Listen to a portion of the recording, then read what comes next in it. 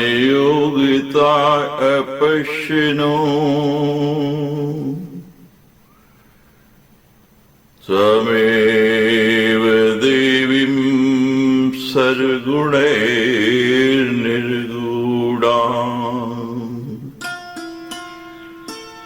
त्वमेव शक्ति परमेश्वरस्य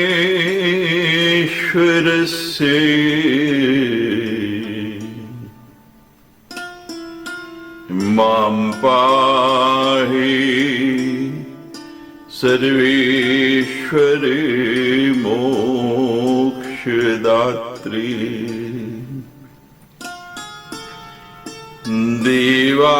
देवात्मशक्ति श्रुतिवाक्य गीता महर्षि लोकस्य पुरे प्रसन्ना गुहा परं व्योम सते प्रतिष्ठा मां पाहि सर्वेश्वरि मोक्षदात्री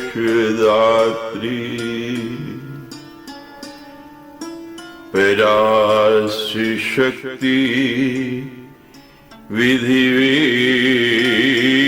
विधिविश्रूयसे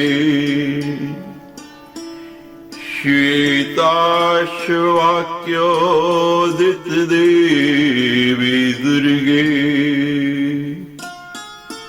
स्वभावकी ज्ञान बल क्रियाते मां पाहि सर्वेश्वरी मोक्षदात्री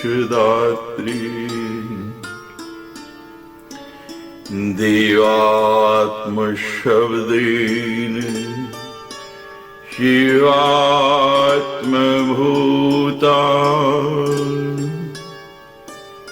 यत् कुर्म वायव्ये वचो वृत्त्यात्वम् पाशुविच्छेद करी प्रसिद्धा मां पाहि सर्वेश्वरी मोक्षदात्री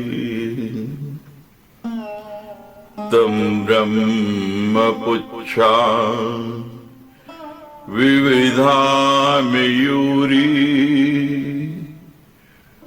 ब्रह्मा प्रतिष्ठा सुपदिष्ट गीता ज्ञान स्वरूपा आत्म्याखिलानां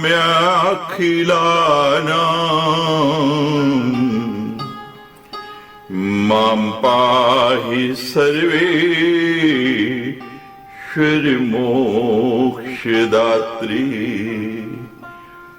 मां पाहि सर्वेश्वरि मोक्षदात्री। व्यासवाच पितास्यं ततो देवी तमुवाच विशाम्पते मेघगम्भीर्या वाचा युक्तियुक्तम् इदं वचः पूर्वमेव मया प्रोक्तम् मन आत्मन् किं विकथसे दूतस्य अग्रे यथा योग्यम् वचनं हितसंयुतम् सदृशो मम रूपेण बलेन विभवेन च त्रिलोक्यां यदि कोऽपि शातं पतिं प्रणम्यहम् ब्रूहि शुम्भं निशुम्भं च प्रतिज्ञा में पुरा कृता तस्माद् जित्वा विवाहं विधिवत् कुरु। व्यास जी कहने लगे, हे राजन, तत्पश्चात वे देवी हंसकर मेघ के समान गंभीर वाणी में सुरक्त बीज से यह युक्ति संगत वचन कहने लगे कि मंद बुद्धि, तुम क्यों व्यर्थ में प्रलाप कर रहे हो? मैं तो पहले ही दूत के सामने उचित और हितकर बात कह चुकी हूँ कि यदि तीनों लोकों में कोई भी पुरुष रूप, बल और वैभव में मेरे समान हो तो मैं पति रूप में उसका वर्णन कर लूंगा। अब तुम शुंभ निशुंभ से कह दो कि मैं पूर्व काल में ऐसी प्रतिज्ञा कर चुकी हूँ, अतः मेरे साथ युद्ध करो और रण में मुझे जीत कर मेरे साथ विधिवत विवाह कर लो। तुम भी शुंभ की आज्ञा से उसका कार्य सिद्ध करने के लिए यहाँ आए हो, इसलिए यदि चाहो तो मेरे साथ युद्ध करो अथवा अपने स्वामी के साथ पाताल लोक चले जाओ। व्यास जी कहने लगे, देवी की यह बात सुनकर वो दैत्य रक्त बीज क्रोध में भर उठा और बड़े वेग से देवी के सिंह पर भीषण बाण छोड़ने लगा। सर्प सदृश बाणों को देखकर अंबिका ने दक्षता पूर्वक बड़ी फुर्ती के साथ अपने तीखे बाणों से उन्हें आकाश में क्षण भर में काट डाला। इसके बाद अंबिका ने कान तक खींचकर धनुष से छोड़े गए तथा पत्थर पर घिसकर तीक्ष्ण बनाए गए अन्य बाणों से महान असुर रक्त बीज पर प्रहार किया। भगवती के बाणों से आहत होकर पापी रक्त बीज रथ पर ही मूर्छित हो गया। रक्त बीज के गिर जाने पर बड़ा हाहाकार मच गया। उसके सभी सैनिक चीखने चिल्लाने लगे और हाय हम मारे गए, हम मारे गए ऐसा कहने लगे। तब अपने सैनिकों का अत्यंत भीषण क्रंदन सुनकर शुंभ ने सभी दैत्य योद्धाओं को शस्त्र अस्त्र रहे सुसज्जित होने का आदेश दे दिया। शुंभ बोला, काम्बोज देश के सभी दानव तथा उनके अतिरिक्त अन्य महाबली वीर विशेष करके काल के संज्ञ पराक्रमी योद्धा भी अपनी अपनी सेना के साथ निकल पड़े। व्यास जी बोले, इस प्रकार शुंभ के आदेश देने पर उसकी सारी चतुरंगणी सेना मदमत होकर देवी के संग्राम स्थल के लिए निकल पड़े। समर भूमि में आई हुई इस दानवी सेना को देखकर भगवती चंडिका बार बार भीषण तथा भयदानक घंटानाद करने लगे। जगदम्बा ने धनुष का टंकार तथा शंखनाद किया।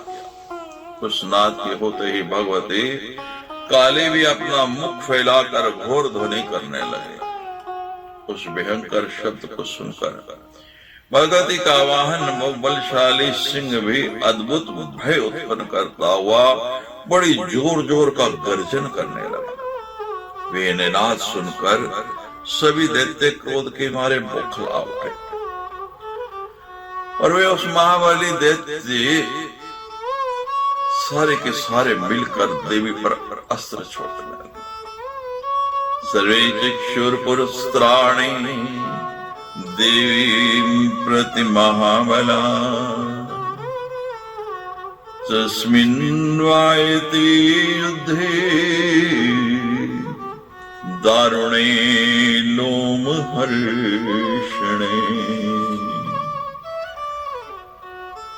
ब्रह्मादीनां च देवानां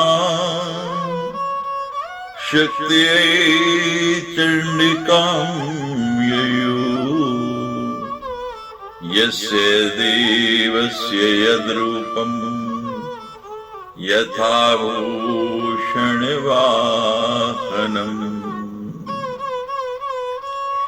उस भयानक तथा रोमांचकारी महासंग्राम में ब्रह्मा आदि देवताओं की विभिन्न शक्तियां भी चंडिका के पास पहुंची।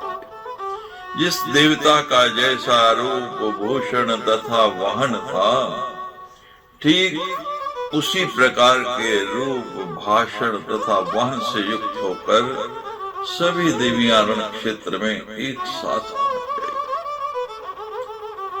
ब्रह्मा जी की शक्ति, जो ब्रह्माणी नाम से विख्यात है, हाथ में अक्षसूत्र तथा कमंडल धारण किए हुए हंस पर आरूढ़ होकर वहां आ गए।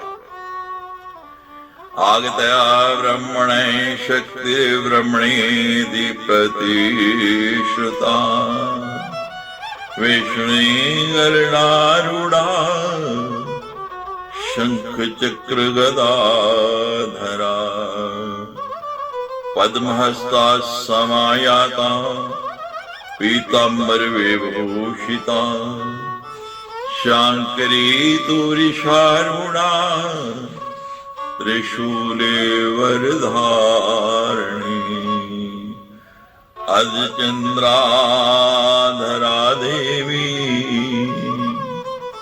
तथा हिवलया शिवा कुमारी शक्ति सम्रूढ़ा शक्ति हस्तावरानना।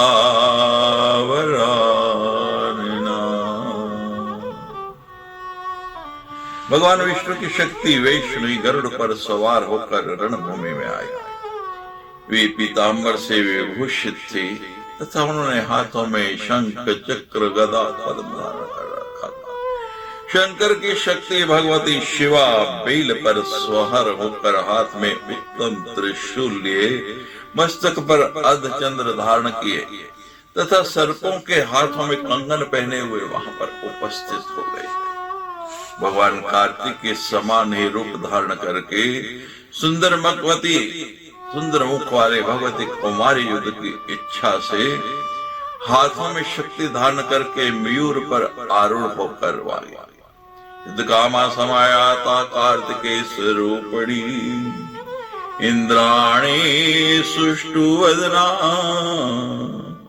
सुश्वेत जगवाहना वज्रहस्ता तिलोषाढ्या संग्रामभिमुखी ययो वराहि शुक्राकारा प्रोढ़ प्रेतासिना मता। कार्तिक के समान रूप धारण करके सुंदर मुख वाले भगवती कुमारी युद्ध की इच्छा से हाथ में शक्ति धारण करके मयूर पर आरूढ़ होकर आई। सुंदर मुख वाली इंद्राणी अतिशय उज्जवल हाथी पर सवार होकर के उस समरभूमि में पहुंच गए। इसी प्रकार शुक्र का रूप धारण करके एक विशाल प्रेत पर सवार होकर भगवती वाराही, नृसिंह के समान रूप धारण करके भगवती नारसिंगी और यमराज के ही समान रूप वाली भयदायिनी शक्ति भगवती याम्या हाथ में दंड धारण किए तथा महिष पर आरूढ़ होकर मधुर मधुर मुस्कुराते हुए संग्राम में आई। उसी प्रकार वरुण की शक्ति वारुणी तथा कुबेर की मदोन्मत्त शक्ति कुबेरी भी समरभूमि में पहुंच गई। इसी तरह अन्य देवताओं की शक्तियां भी उन्हीं देवों का रूप धारण कर अपनी अपनी सेनाओं के साथ रणभूमि में उपस्थित हुई। उन शक्तियों को वहां उपस्थित देखकर भगवती अंबिका बहुत हर्षित हुई। इससे देवता निश्चिंत तथा प्रसन्न हो गए और दैत्य भयभीत हो उठे। लोक कल्याणकारी शिवजी भी उन शक्तियों के साथ वहां संग्राम में भगवती चंडिका के पास आकर उनसे कहने लगे, समागम्या चे संग्रामे चंडिका मित्युवाच है हन्यन्ताम सुरा शीघ्रं देवानां कार्य सिद्धये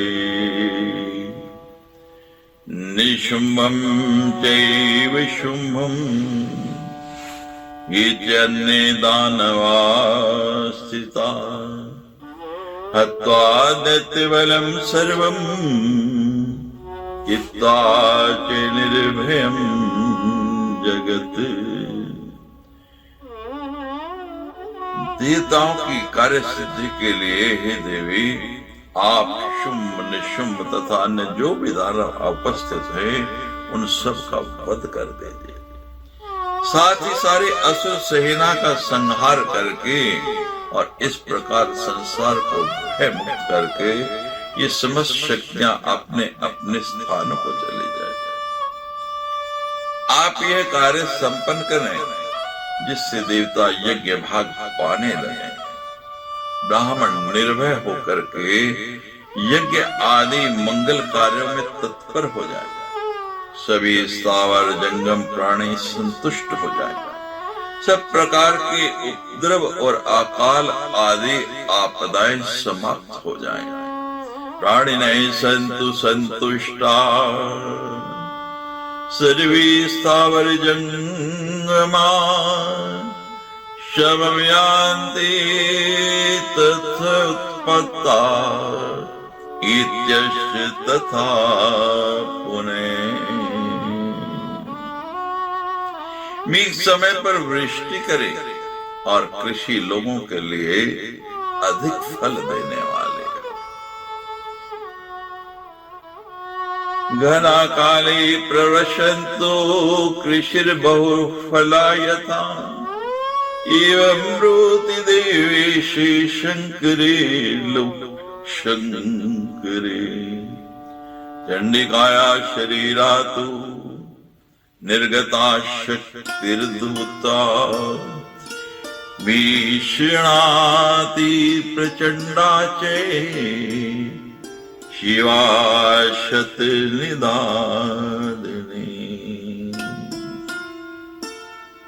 भगवान शिव के ऐसा कहने पर भगवती चंडिका के शरीर से एक अद्भुत शक्ति प्रकट हुई। बड़ी ही विशाल, बड़ी ही भयंकर दिव्य रूप वाली वो शक्ति अत्यंत भयंकर और प्रचंड थी। वे सैकड़ों स्यारणियों के समेत सर के समान ध्वनि कर रहे थे। उसका रूप बहुत ही भयानक था। मंद मंद मुस्कान वाली उस शक्ति ने पंचमुख शिवजी से कहा, हे देव देव, आप दैत्यराज शुभ के पास शीघ्र जाइए। हे कामदेव, इस समय आप मेरे दूत का काम कीजिए। दूतम कुरु कामारे ब्रूहि शुंभं समराकुलम निशुंभोच्चे मदोत्सिक्तम वचनानमं शंकरे। मुक्ता त्रिविष्टितम यात यूयं पातालमाशुवे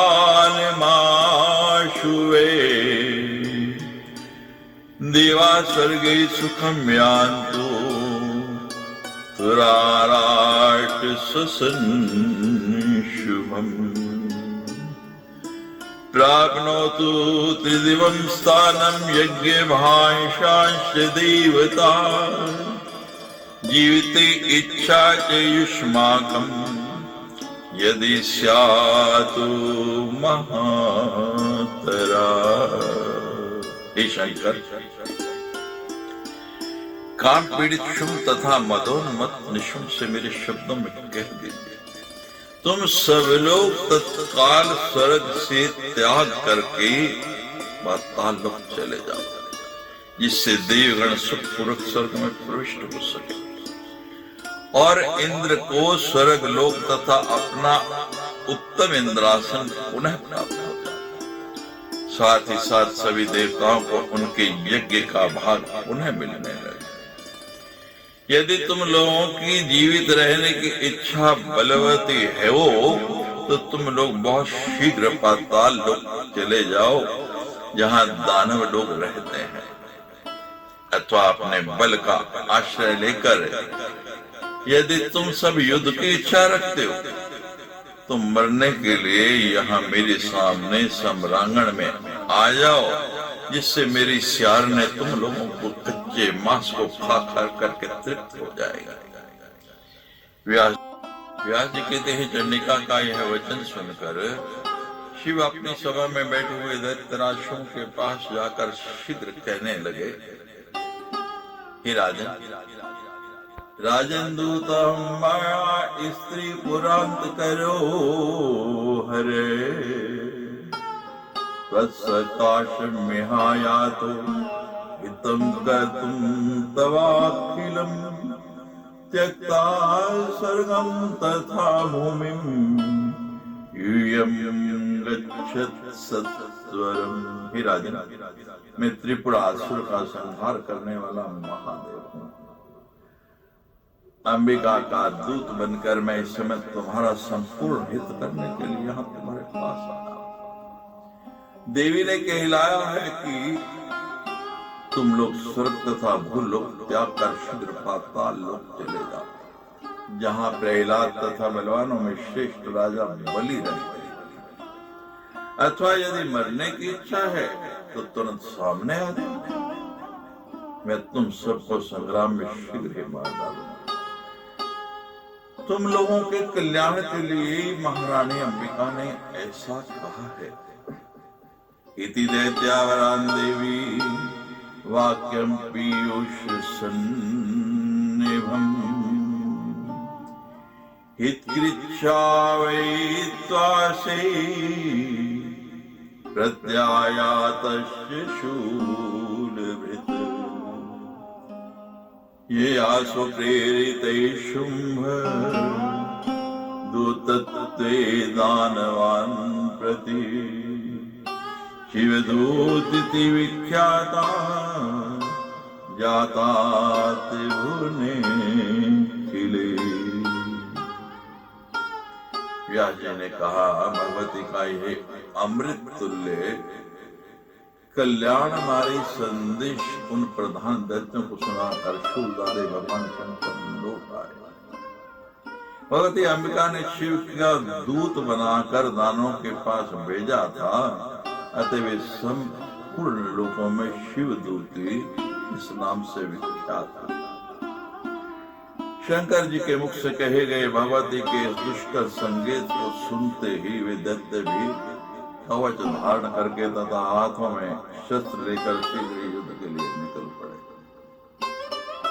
दानव बड़े वेग से रणभूमि में चंडिका के समक्ष आकर कानों तक खींचे गए तथा स्थान पर चिड़े तीखे बाणों से प्रहार करने लगे।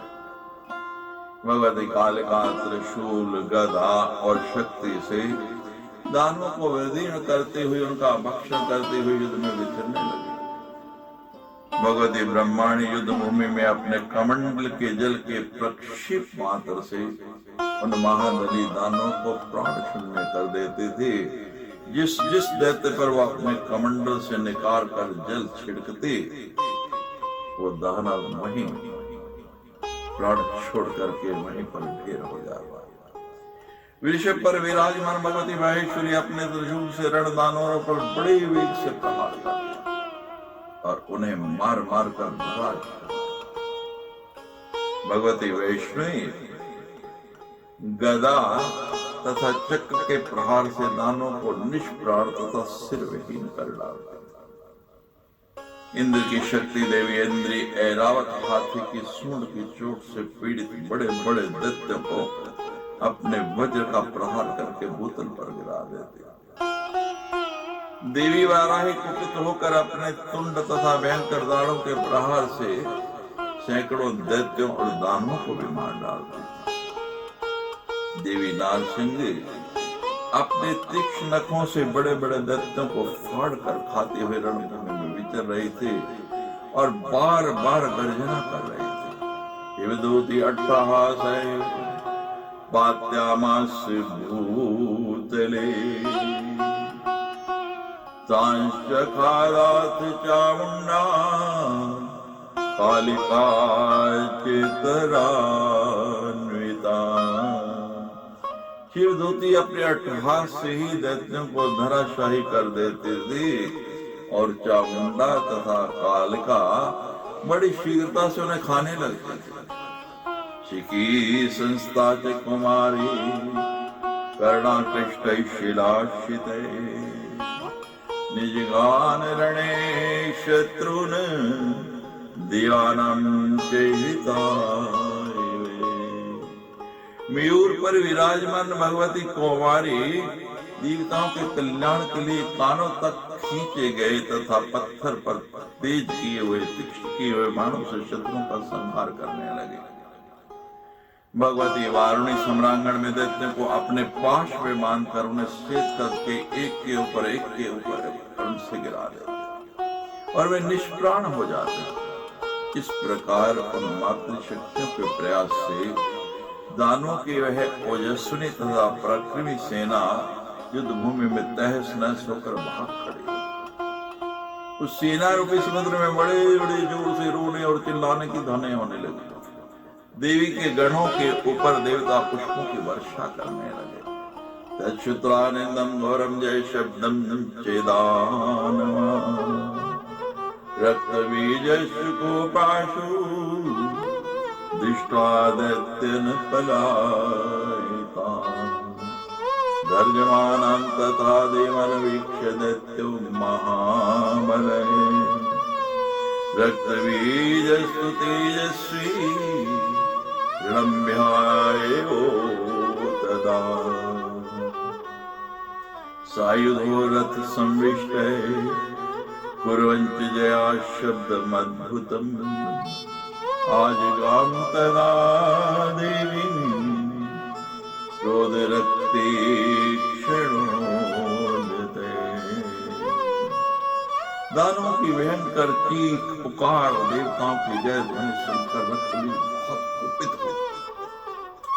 उस समय दैत्यों को पलायित करता देख तथा देवताओं को गरजते हुए देखकर वे महाबली तथा तेजस्वी दैत्य रक्तबीज युद्ध भूमि में स्वयं आकर के डट गया।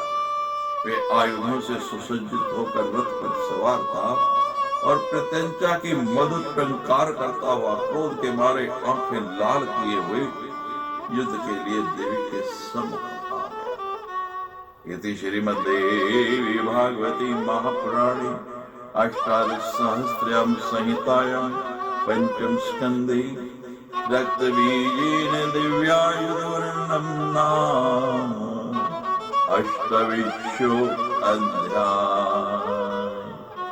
सच्चे दरबार की जय।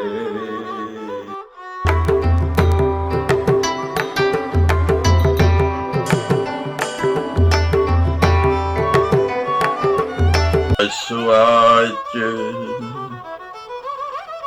वरदानम् इदं तस्यै दानवस्य शिवर्पितम् अति अद्भुततरं राजन् शृणो तत्प्रब्रवीम्यहम्।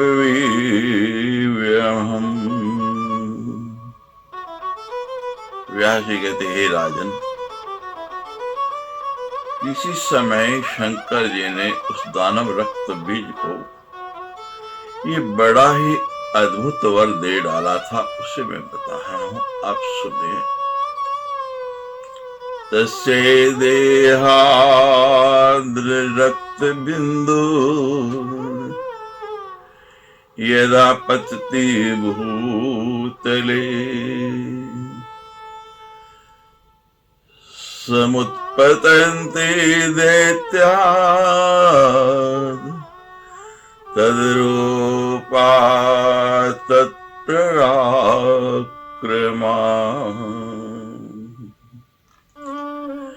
असंख्याता महावीर्या दानवा रक्त संभवा प्रभान्ति ते रुद्रेण दत्तो तस्य अद्भुतो वरे। व्यास जी कह रही, हे राजन, उस दानव के शरीर से जब रक्त की बूंद पृथ्वी पर गिरती थी तब उसी के रूप तथा पराक्रम वाले दानव तुरंत उत्पन्न हो जाते थे। भगवान शंकर ने उसे यह बड़ा अद्भुत वर दे दिया था, तुम्हारे रक्त से असंख्य महान पराक्रमी दानव उत्पन्न हो जाएंगे। उस वरदान के कारण अभिमान में भरा हुआ वह दैत्य अत्यंत कुपित होकर कालिका समेत अंबिका को मारने के लिए बड़े वेग से रणभूमि में पहुंचा। गरुड़ पर विराजमान वैष्णवी शक्ति को देखकर उस दैत्येंद्र ने उन कमल नयनी देवी पर शक्ति से प्रहार कर दिया।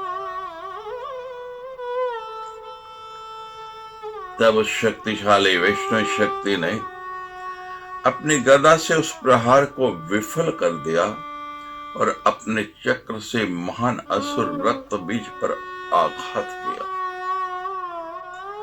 उस चक्र के लगने पर रक्त बीज के घायल शरीर से रक्त की एक विशाल धारा बह चली, मानो वज्र प्रहार से घायल पर्वत के शिखर से गेरू की धारा बह चली। यत्र यत्र तदा भूमो पतन्ति रक्त बिंदवे स्मृतस्तुस्तदाकारा पुरुषाश्च सहस्रशः।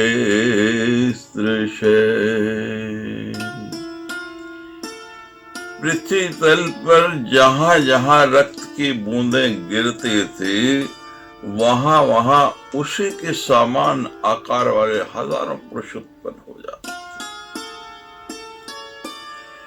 तदनंतर इंद्र की शक्ति इंद्री ने क्रोध में भरकर उस महान असुर रक्त बीज पर वज्र से आघात किया, जिसकी उसके शरीर से और रक्त निकलने लगा। तब उसके रक्त से अनेक रक्त बीज उत्पन्न हो गए, जो उसी के समान पराक्रमी तथा आकार वाले थे। वे सबके सब शस्त्र संपन्न तथा युद्धोन्मत्त थे। ब्राह्मणी ने कुपित होकर उसे ब्रह्मदंड से बहुत मारा और देवी माहेश्वरी ने अपने त्रिशूल से उस दानव को विदीर्ण कर दिया। देवी नारसिंगी ने अपने नखों के प्रहार से उस महान असुर को बीन डाला। देवी वाराही ने क्रुद्ध होकर उस अधम राक्षस को अपने तुंड प्रहार से चोट पहुंचाई और भगवती कौमारी ने अपनी शक्ति से उसके वक्षस्थल पर प्रहार किया। तब दानव रक्त बीज विक्रुद्ध होकर अलग अलग उन सभी देवियों को तीखे बाणों की घोर वर्षा तथा गदा और शक्ति के प्रहारों से चोट पहुंचाने लगा। उसके आघात से कुपित होकर सभी देवियों ने बाणों के प्रहार से उनको बींद डाला।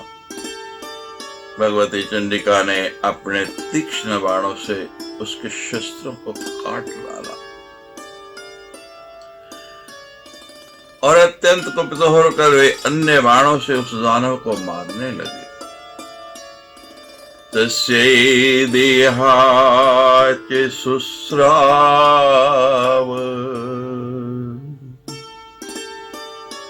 रुदिदं बहुतार्तयत् तस्मात् तत्सदिशा शूरा प्रादुरासन् सहस्रशः। रक्तबीजैर्जगत् व्याप्तम् रुधिरोऽघसमुद्भवे सन्निधे सायुधे कामम् कुर्वद्भिर्युद्धम् अद्भुतम्। अब उसके शरीर से अत्याधिक रक्त निकलने लगा उस रक्त से उसी रक्त बीज के समान हजारों रक्तवीर पैदा हो गए। इस प्रकार उस रुधिर राशि से उत्पन्न रक्त बीजों से सारा जगत भर गया। ये सब कवच पहने हुए थे, आयुधों से सुसज्जित थे और बहुत ही अद्भुत युद्ध कर रहे थे। बृहरन्तश्चैतादृष्ट्वा रक्तबीजान् अनेकशः भीतासुरस्त्रीसुरविष्णा शोककर्षिता कथमद्याक्षयं दैता गमिष्यन्ति सहस्रशः महाकाया महावीर्या दानवा रक्त संभवा। उन असंख्य रक्त बीजों को प्रहार करते देखकर देवता भयभीत, आतंकित, विषादग्रस्त और शोक संतप्त हो गए। वे सोचने लगे, इस समय रक्तवीर के रक्त से उत्पन्न ये हजारों विशालकाय और महापराक्रमी दानव किस प्रकार में नष्ट होंगे। यहाँ रणभूमि में केवल भगवती चंडिका है और उनके साथ में देवी काली तथा कुछ मातृकाएं हैं। केवल इन्हीं देवियों को मिलकर सभी दानवों को जीतना है, ये तो महान कष्ट है। इसी समय यदि अचानक शुंभ या निशुंभ भी सेना के साथ संग्राम में आ गया, तब तो बहुत बड़ा अनर्थ हो जाएगा। व्यास जी कहने लगे, एवं देवा भयोद अग्निश चिंतामापुरमहेतराम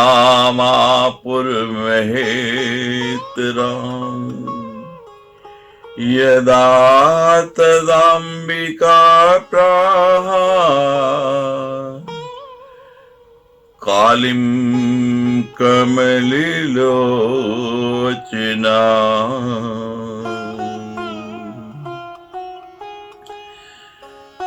चामुण्डे कुरु विस्तीर्णम् वदनं परितामृशम्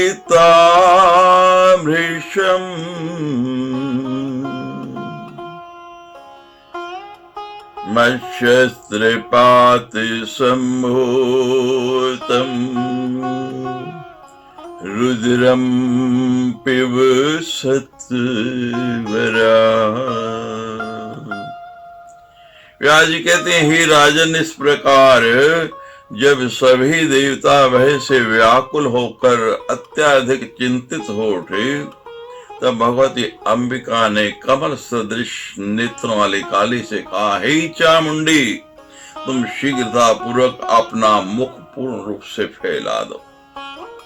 सुरसा की तरह अपने मुख को खोल लो और मेरे शस्त्र आघात के द्वारा रक्त बीज के शरीर से निकले रक्त को जल्दी जल्दी पीते जाओ। तुम दानवों का भक्षण करते हुए इच्छा अनुसार युद्ध भूमि में विचरण करो।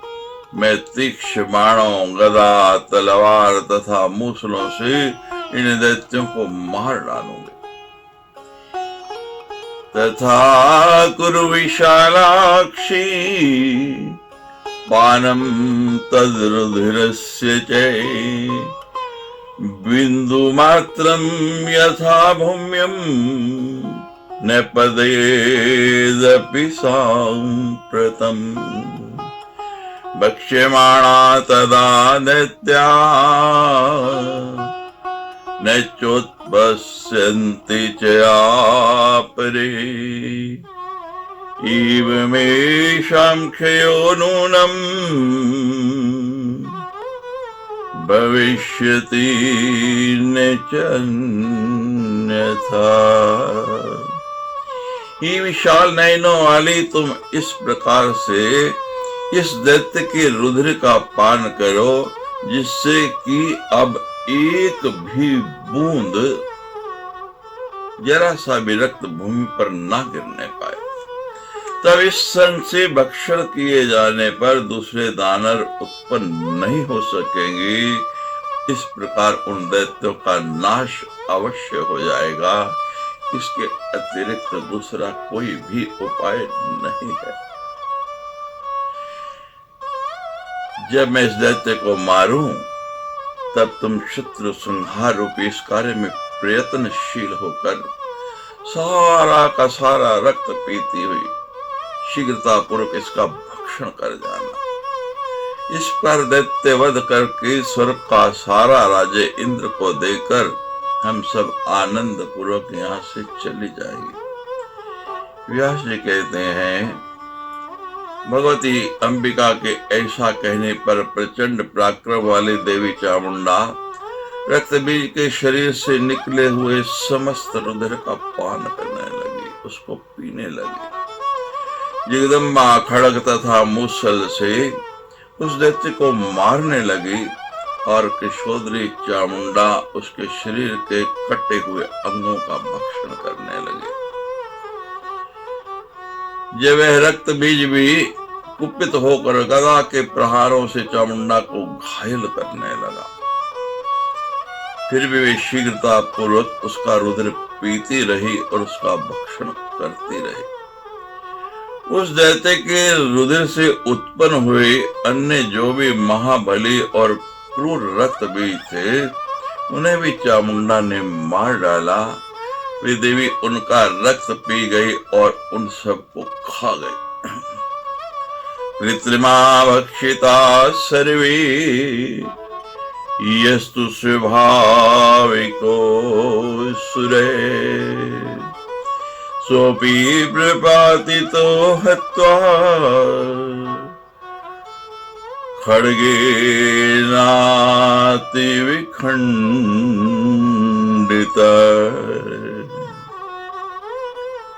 इस प्रकार भगवती ने उन सभी कृत्रिम रक्त बीजों को, जो कि उस दानव के रक्त से उत्पन्न हुए थे, उन सब का भक्षण कर लिया। तब जो वास्तविक रक्त बीज था, उसे भी मारकर उन्होंने खड्ग से उसके अनेक टुकड़े करके भूमि पर गिरा दिया। तत्पश्चात भयंकर रक्त बीज का वध हो जाने पर जो अन्य दानव रणभूमि में थे, वे भय से कांपते हुए भागकर शुंभ के पास पहुंचे। उनका चित्त बहुत व्याकुल था।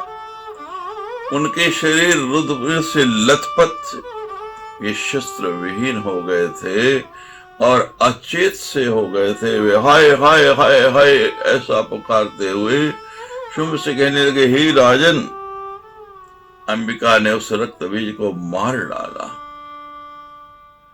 और चामुंडा उसकी देह से निकलता सारे का सारा रुधिर पी गई। जो अन्य दानव वीर थे, उन सबको देवी के वाहन सिंह ने बड़ी तेजी से मार डाला और शेष दानों को भगवती काली खा गई। हे राजन, हम लोग आपको युद्ध का वृत्तांत तथा संग्राम में देवी के द्वारा प्रदर्शित किए गए उनके अत्यंत अद्भुत चरित्र को बताने के लिए आपके पास आए हुए हैं। अजीयम महाराज सर्वथा दैत्य दानवे गंधर्वासुर यक्षेशे पन्नगो रघुराक्षसे।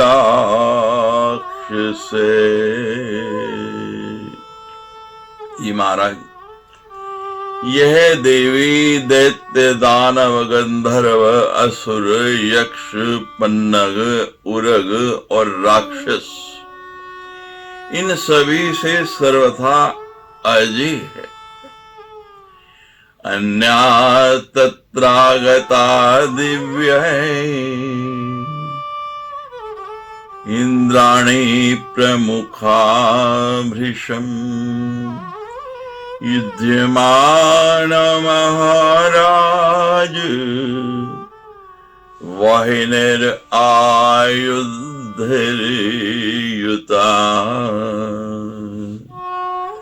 ताभि सर्वं हतं सैन्यं दानवानां वरायुधे रक्तबीजोऽपि राजेन्द्र तरसा विनिपातिते। महाराज, इंद्राणी आदि अन्य प्रमुख देवियां भी वहां पर आई हुई हैं।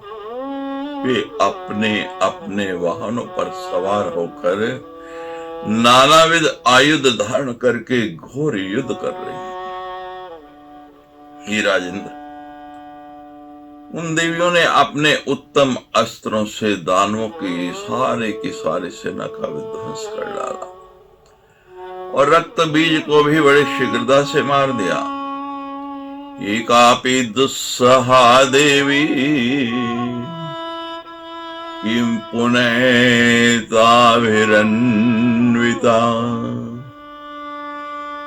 सिंहोऽपि हन्ति संग्रामे राक्षसानमितप्रभा।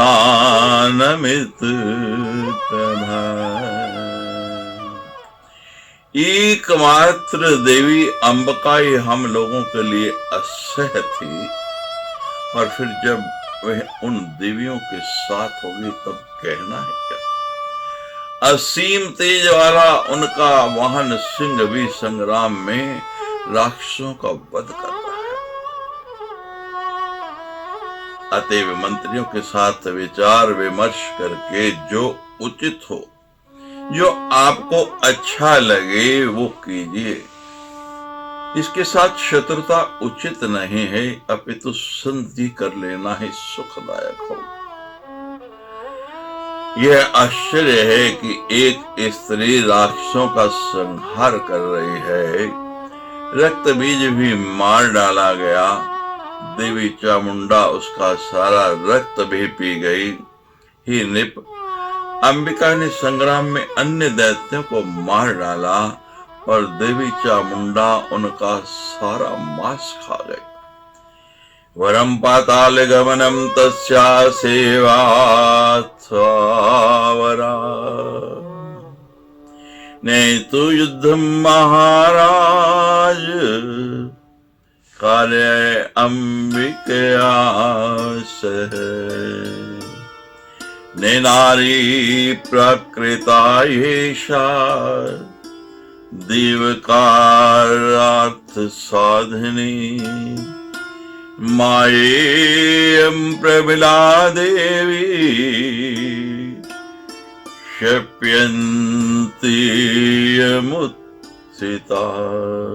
हे महाराज, अब हम लोगों के लिए या तो पाताल चले जाना श्रेयस्कर है अथवा उसकी दास्ता स्वीकार कर लेना, किंतु उस अंबिका के साथ युद्ध नहीं करना चाहिए। ये साधारण स्त्री नहीं है, वह देवताओं का कार्य सिद्ध करने वाली है और वह माया रूपणी शक्ति संपन्न देवी के रूप में दैत्यों का नाश करने के लिए प्रकट हुई है।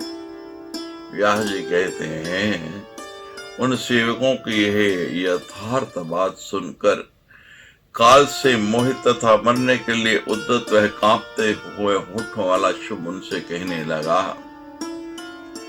तुम लोग भयभीत होकर पाताल चले जाओ अथवा उसके शरण में चले जाओ, किंतु मैं तो युद्ध में पूर्ण रूप से तत्पर रहते हुए उस अंबिका का तथा उन देवियों को आज ही मार डालूंगा।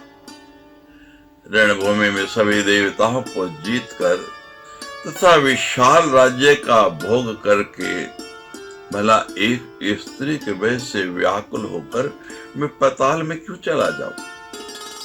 रक्त बीज आदि प्रमुख पार्षदों को रण में मरवा कर और अपने विशद कीर्ति का नाश करके अपने प्राणों की रक्षा के लिए मैं पाताल में क्यों जाऊं? मरणं तु अनिवार्यं वे प्राणिनां कालकल्पितम् तद्भयं जन्मनोपातं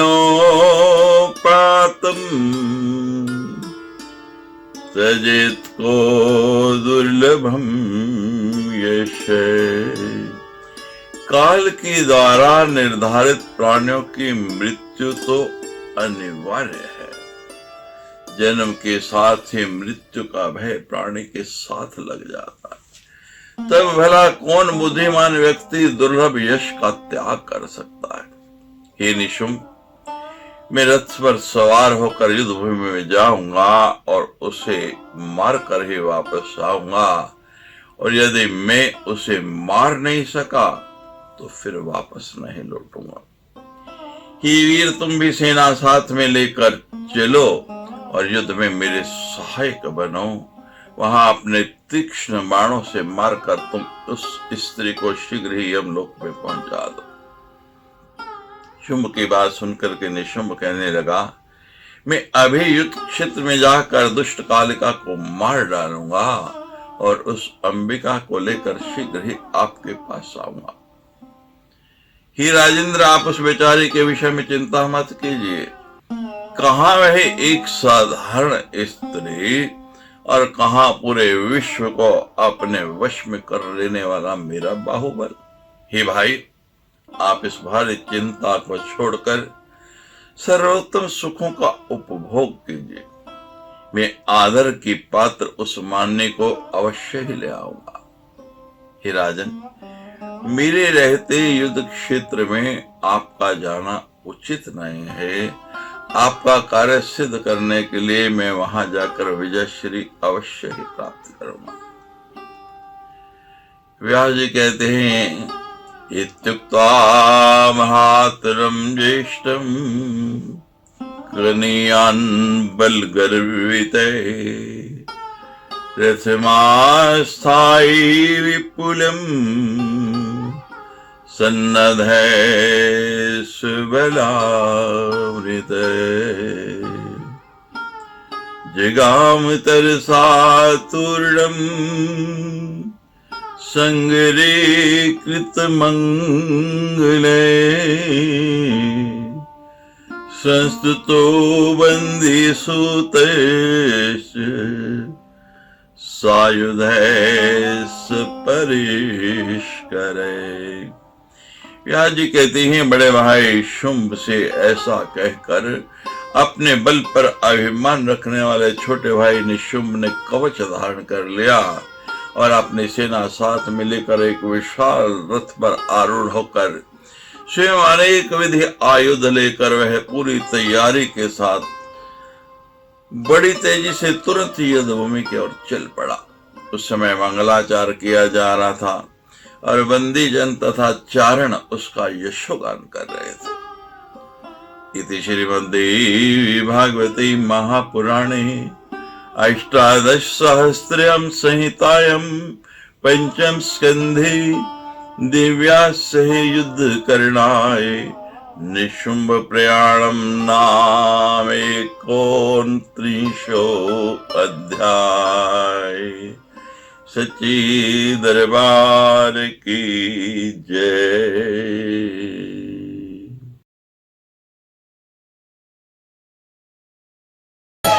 राधे राधे गोविंद गोविंद राधे, राधे राधे गोविंद गोविंद राधे, राधे राधे गोविंद गोविंद राधे, राधे राधे गोविंद गोविंद राधे, राधे राधे गोविंद गोविंद राधे।